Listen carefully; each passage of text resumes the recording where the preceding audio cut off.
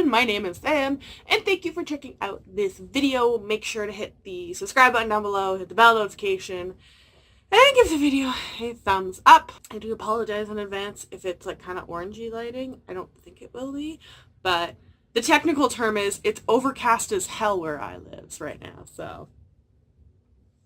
And I live in the north, so we don't get much sun by this point anyways, because now we have snow on the ground. But I wanted to, as I do every week, talk about the books that I read this week. I'm actually amazed at the amount of reading I got done this week. I had an insane amount of overtime work that I have to do throughout September for work because it's just so crazy busy.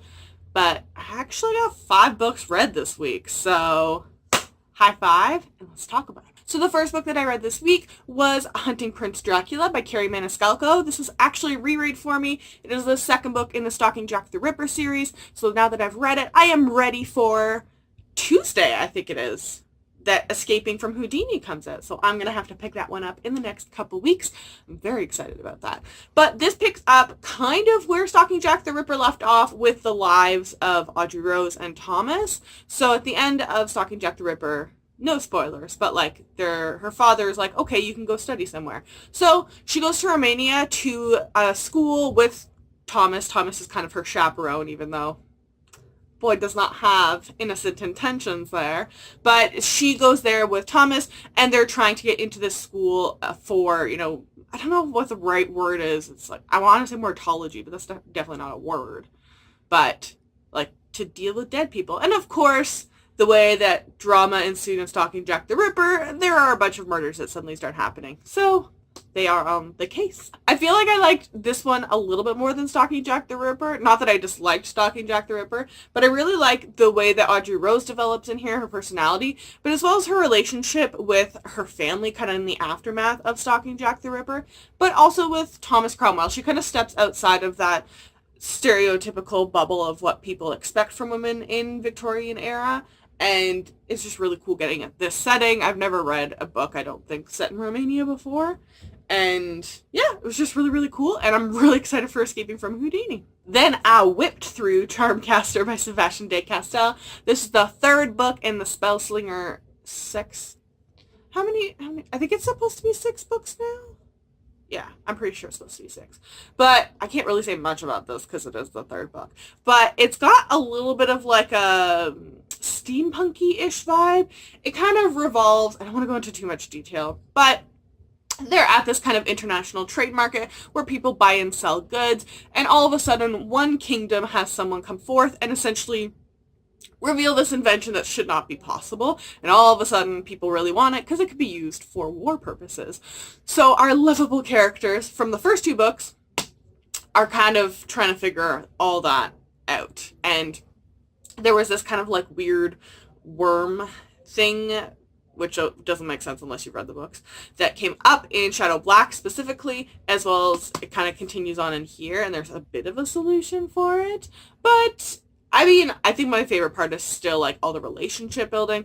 They do go through a lot of growth. The squirrel cat finally, like, I mean, he's almost kind of like an actual person with like a conscience. Like, he's kind of a dick in all the other books. I really, really, really liked the relationship between the squirrel cat and our main character in this. And I'm so excited for Soulbinder. I like that each single book we keep getting this like different type of magic, and I'm just so insanely curious about Soulbinder now. Then I did a reread of Crown of Midnight by Sarah J. Maas. This is the 2nd book in the Throne of Glass series, and I am rereading in preparation for Kingdom of Ash to come out, so I can refresh my memory, even though it's only been like, I think 8 months since I originally read it.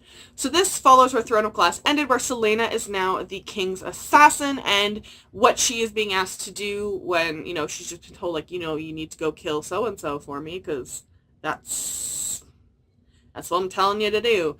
And then all of the relationship drama and kind of trying to figure out where they stand between like Selena and the court and her friends. And there's lots of death and lots of anger, and it's just really good. I'm so much trash for this series. Oh my good lord.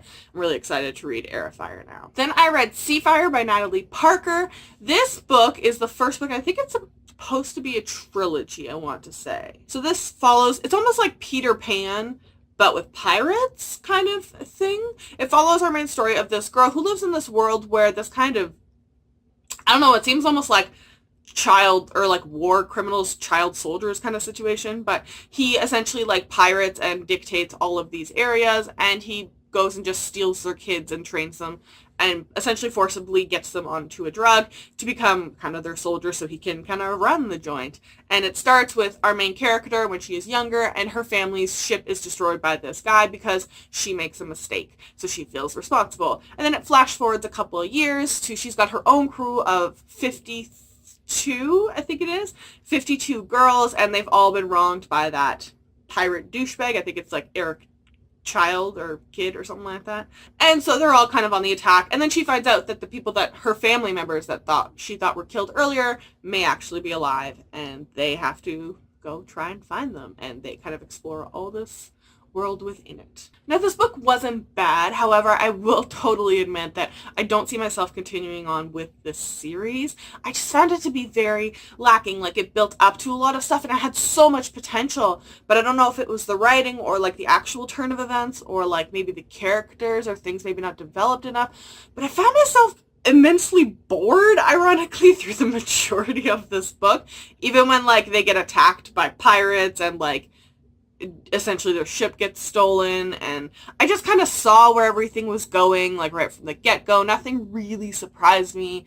Didn't make me think, oh, that's kind of a unique touch or use of that trope, or I've seen this before, but I love the character. Nothing really hit that for me, unfortunately. So I think in the end I gave it like a 2.5 out of 5 stars. I think it had a lot to do with just like personal preferences, as well as my mood of like, I'm just kind of tired of reading the same stories over and over and over again. I read a lot and I can only read the same thing so many times before I'm just like, okay, can we like do something different with this? You know what I mean? And last but definitely not least, because easily my favorite book of the week was Mirage by Somai Dodd. Oh my god, I'm so excited. I read this in, I think, like 10 hours or something like that, even though I was working.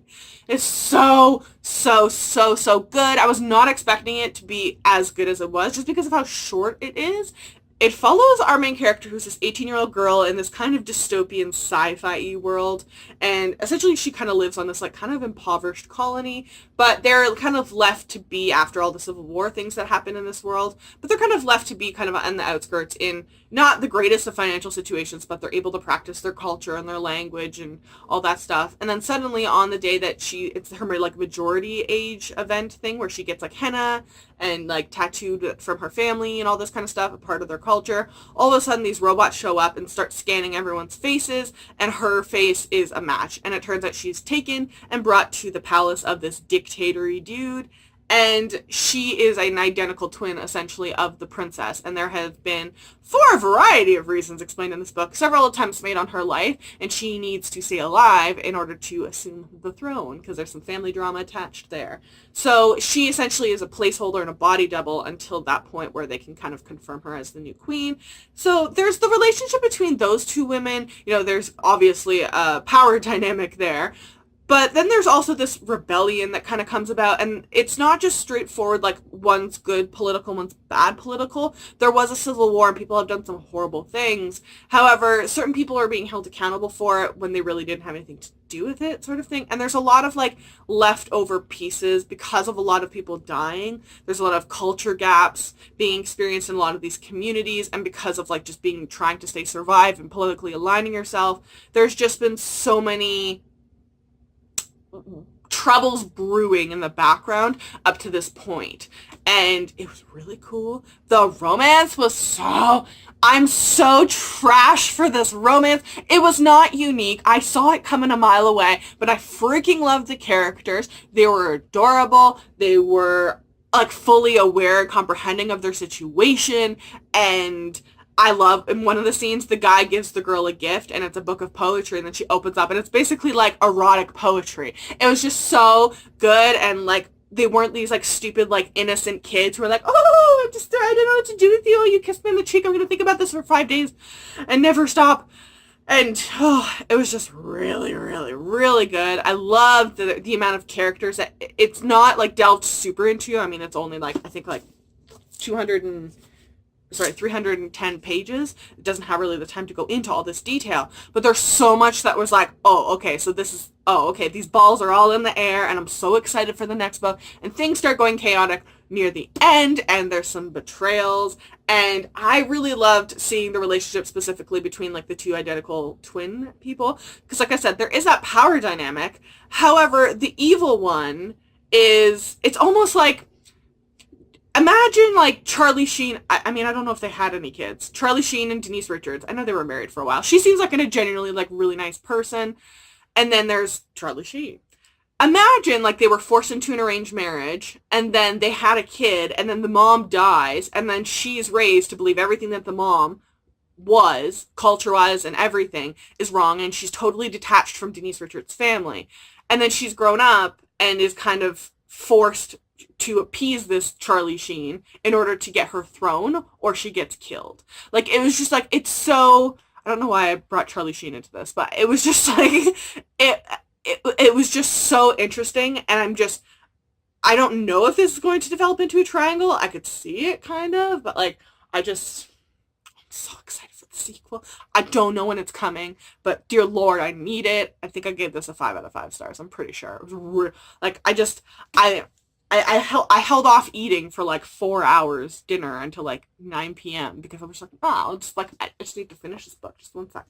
Yeah, I know food's kind of important to like live, but I have to finish this. And I just really like the illustrations of this book. The book design is absolutely beautiful. And like even on the inside, they had these gorgeous patterns. I really loved all these like little details. I'm so excited for whenever the sequel, more information comes out about the sequel. But yeah, I'm just super in love with this. And on top of all that, it's got a diverse representation. So those are all the books that I read this week. Let me know in the comment section down below what you read this week. I'd love to hear. And if you've read any of these, I would love to know your thoughts. Make sure to check the description box down below. I will link all of these books to their Goodreads pages, and I will link all of my social media. If you follow me, I will follow you